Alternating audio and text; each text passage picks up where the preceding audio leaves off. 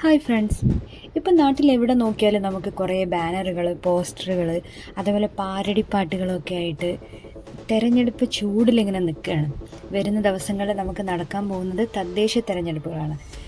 എന്താണ് ഈ തദ്ദേശ തെരഞ്ഞെടുപ്പ്, അല്ലെങ്കിൽ എന്തിനാണ് ഈ തദ്ദേശ തെരഞ്ഞെടുപ്പ്? ഇതിനെപ്പറ്റിയാണ് നമ്മൾ ഇന്ന് സംസാരിക്കാൻ പോകുന്നത്. തദ്ദേശ തെരഞ്ഞെടുപ്പ് അല്ലെങ്കിൽ ലോക്കൽ ബോഡി ഇലക്ഷൻ എന്നാൽ എന്ത്? നമ്മുടെ നാട്ടിലെ റോഡ്, ലൈറ്റ്, കുടിവെള്ളം, കച്ചവട ലൈസൻസ്, ശുചിത്വം ഇതെല്ലാം നോക്കുന്നത് ആരാണെന്ന് ചിന്തിച്ചിട്ടുണ്ടോ? അതാണ് ഗ്രാമപഞ്ചായത്ത്, മുനിസിപ്പാലിറ്റി, കോർപ്പറേഷൻ പോലുള്ള തദ്ദേശ സ്ഥാപനങ്ങൾ.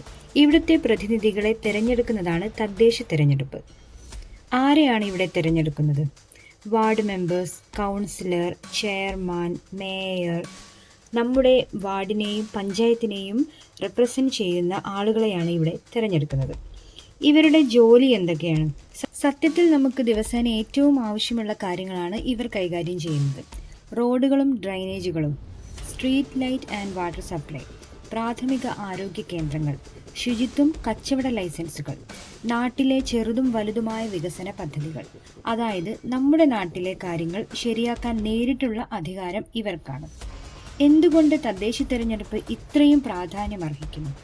ലോകസഭ അല്ലെങ്കിൽ നിയമസഭാ തെരഞ്ഞെടുപ്പുകൾ വലിയതാണ്. പക്ഷേ നമ്മുടെ വീട്ടുമുന്നിലെ റോഡ് എപ്പോൾ റിപ്പയർ ചെയ്യും, നാട്ടിലെപ്പോൾ കുടിവെള്ളം വരും, ഇതെല്ലാം തീരുമാനിക്കുന്നത് തദ്ദേശ സ്ഥാപനങ്ങളാണ്. സോ ഇതൊരു സ്മോൾ ഇലക്ഷൻ അല്ല, ഇതാണ് ഏറ്റവും ഇമ്പോർട്ടൻ്റ് ആയിട്ടുള്ള ഇലക്ഷൻ. അപ്പോൾ ഫ്രണ്ട്സ്, ഈ തദ്ദേശ തിരഞ്ഞെടുപ്പിൽ വോട്ട് ചെയ്യാൻ മറക്കരുത്. ബിക്കോസ് ഒരു നല്ല വാഹനം ഓടിക്കാൻ നല്ല ഡ്രൈവർ വേണം എന്നതുപോലെയാണ് നല്ല ഒരു നാടിനായി നല്ലൊരു റെപ്രസെൻറ്റേറ്റീവിനെ ആവശ്യമുള്ളത്.